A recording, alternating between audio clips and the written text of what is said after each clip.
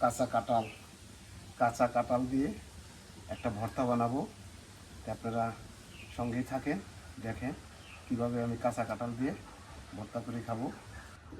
আমার কাঁঠাল কেটে নিয়েছি ভর্তা করার জন্য। কাঁঠালগুলো সিদ্ধ করে নেব।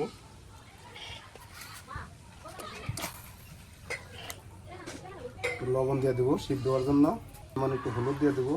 সিদ্ধ হয়ে গেছে, আর কতক্ষণ জাল দিলিস নামিয়ে নিব।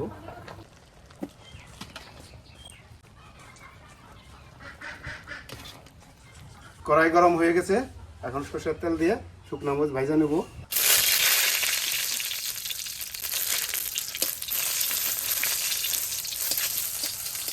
ভর্তা করার জন্য এই যে পেঁয়াজ কুচি নেব, লবণ, শুকনো লঙ্কা কিছু দিয়ে এখন ধরে নেব। এখন সিদ্ধ কাঁঠাল দিয়ে দেবো। এটা পাড়ায় বাইটা নেওয়া দরকার ছিল, আমি তো ছেলে মানুষ, পাড়ায় আসলেও পারতে পারলাম না।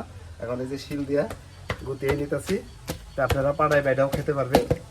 বন্ধুরা এই যে ভর্তা টর্তা করে নিয়ে খেতে বসে পড়েছি।